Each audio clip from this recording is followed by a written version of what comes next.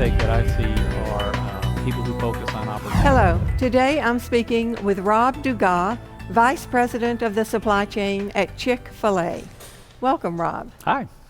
We're talking a lot about leadership today. So tell us what you see as the primary challenges to developing great leaders in businesses today, particularly in the supply chain. Well, I think one of the challenges we have is looking far enough ahead, making sure that we're not thinking just about today, but thinking about where the business is going. I like to say that we are now in a very much a dynamic environment. And if we still believe that the norm is a static, never-changing environment, we're already way behind. And today, the business is changing, the environment is changing, and people are changing much faster than they were just even 5 or 10 years ago. So one of the big challenges we have is getting leadership and leaders to think far enough in advance where the business is going. A little bit of skating to where the puck is headed, but it's really important that the leadership is relevant to where we're going, as well as being relevant to today. Can you tell us some of the strategies that Chick-fil-A uses, how it approaches this issue? Well, I think one of the strategies is to make sure we have leadership with many different perspectives. So some of that is diversity of experience, diversity of culture, and leveraging all those different perspectives to help us have a kind of a clear perspective on the entire business, not just supply chain, but cross-functionally, what's going on in the world, what's going on in the economy, and again, fast forwarding that to where we think everything is headed. I think one of the big challenges for us is trying to anticipate that change, being prepared for that, and being prepared for that with diverse leadership that's uniquely qualified to meet those needs. So we hear a lot about the younger generation coming into the workforce and the impact that that's having. What's your view on that?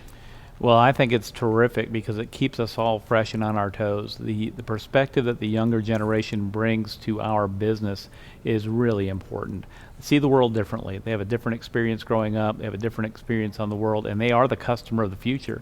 And so understanding and giving them an opportunity to participate in our direction, to weigh in on our strategic direction, is really important and benefits not only us make better decisions, but it benefits our organization and its readiness for the future.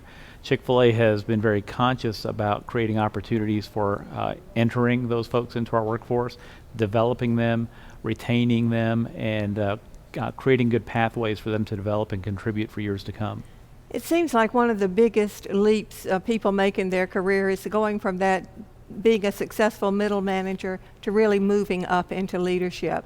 What are the challenges around there, and how do you pick out the winners? Yeah, I think that's an excellent question. The main difference that I see moving from management into leadership is you're moving from a world that's really black and white to a world that I think is gray.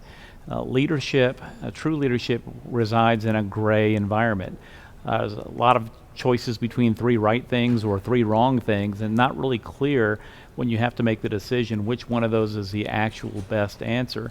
In the management world, we're usually dealing with a set of if this, then this, pretty clear, and you're supervising or making sure that happens.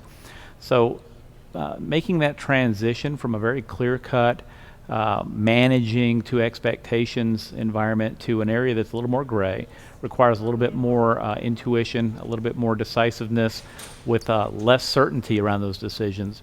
And so success for me are those folks who can make that transition, learn from mistakes, learn from the decisions they make that aren't the best in retrospect, grow from that, and then apply those going forward. But that's not easy to do for everybody, especially if you're more comfortable in a black and white environment. Are there particular mistakes you see people make who want to move up in the organization, advice you can give them? The most common mistake that I see are people who focus on opportunity instead of readiness. Most folks do not have much control over opportunity. You may be able to influence it, but what we do have control over is our readiness when opportunity comes. In our organization, I think most organizations, you don't see the opportunity coming. A lot of that happens as an indirect impact or indirect result of other things that may happen in the business. So your readiness for those opportunities is the thing that I encourage people to focus on. The example I like to use is if there's a job that requires a college degree, for instance, when that job becomes available, you either do or you don't have your college degree. Now, you may get that degree in 3 years or 4 years or 5 years for a number of different reasons, but you either have it or you don't. So in the work environment, when there's an opportunity that comes around, you either are or are not ready for that opportunity. And so it's really up to you to what degree of emphasis you want to put on developing your readiness.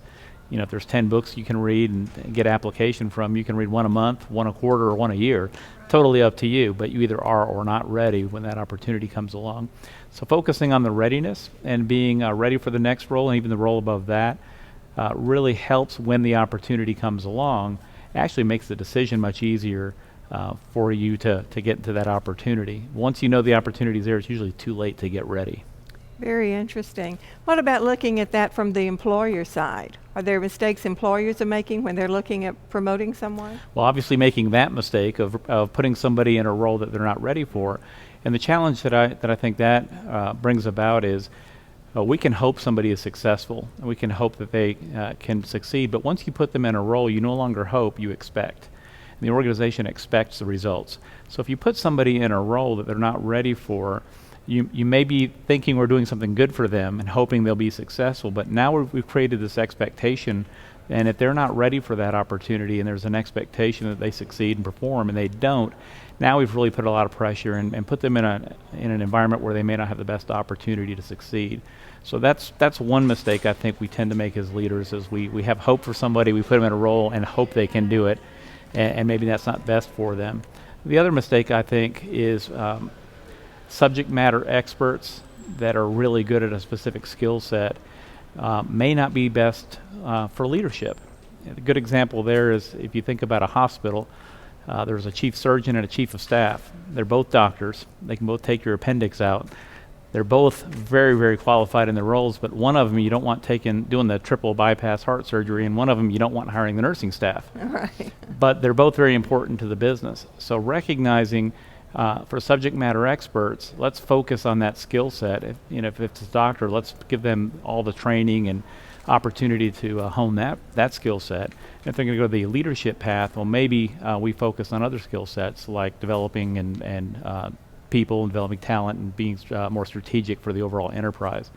So making the mistake of maybe taking a talented person, putting them in a leadership role when they're actually better served, fine-tuning and honing their professional skills. Those are great insights. I wonder if we could shift gears for just a minute.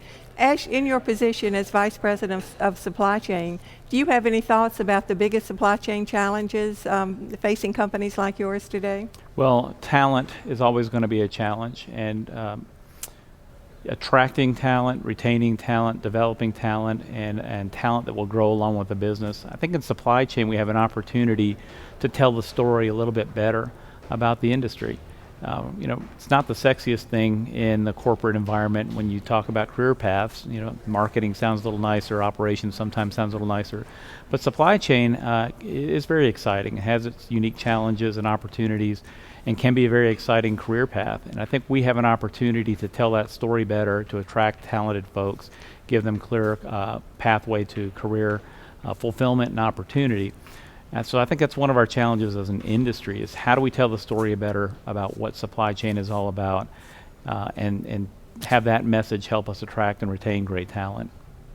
Great insight. Thank you so much for sharing your thoughts with us today. It's my pleasure. I've been speaking with Rob Dugas, Vice President of Chick-fil-A. Thank you for watching.